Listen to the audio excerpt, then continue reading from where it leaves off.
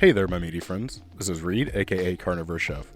If you've seen my breakfast custard video and thought, I sure wish I could eat this, but the amount of dairy will absolutely decimate my insides, then this video may be what you're looking for. Who's to say that all custards need to have milk or cream? And whoever does say it, f*** them. Do what you like. This recipe is going to be for a rather large single custard or 4 to 6 individual ones, so cooking times may vary. Anyways, for this recipe, you'll need the following: Andoullie sausage, chicken thighs, chicken broth, and eggs. Simple enough, right? Feel free to use a rotisserie chicken if you're not feeling the whole cooking chicken thing. However, if you are feeling it, season up 3 to 4 bone-in chicken thighs with salt and pepper. Make sure you get both sides.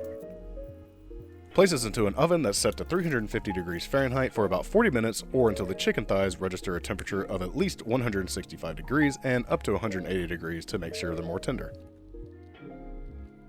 Set these aside to cool while we take care of our andouille. All I did was take 4 links and dice them up finely. I really didn't need all 4 links for this recipe, but you may want more or less in your end product. I just snacked on what was left over. Maybe a link's worth. Once it's good and chopped up, place this into a pan and set to medium-high heat and begin to saute for about 5 minutes or until you start to get some good browning on it. Once done, set to the side and we can take care of our cooled thighs. If your thighs are too cool, put on some pants. I took these chicken thighs and removed the skin and bone.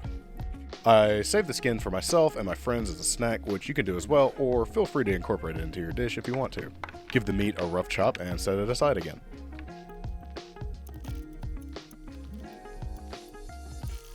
Next up, grab a mixing bowl and add in 3 cups of your chicken broth.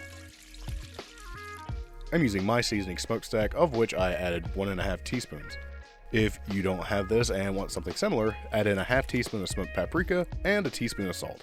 Next up, crack in 3 whole eggs and 3 egg yolks and give this a long whisking to make sure everything is incorporated. I didn't realize my camera had died, so quickly set up a bain-marie. I took a large baking dish, added a towel, and placed down another baking dish on top of the towel. I then poured in all of my custard mix and sprinkled in what I thought was an appropriate amount of chicken and sausage. Once you've done that, pour in enough hot water to reach the side of your baking dish. Place this into an oven at 350 degrees Fahrenheit for 55 to 70 minutes if using a large dish like this loaf pan. Otherwise, I will refer you to the link in the description, which is to my other custard video, which has those times and temperatures. Once it's out of the oven, admire that jiggle. It looks awesome, but is it awesome? Let's take this first bite from my Patreon community to find out. If you're interested in joining, check out the link in the description. I will say this, it tastes really good. However, the contrasting textures are a little strange. If you want a dairy-free custard, I suggest making this, but maybe with some ground meat or no meat. You'll probably have a little bit better of a time.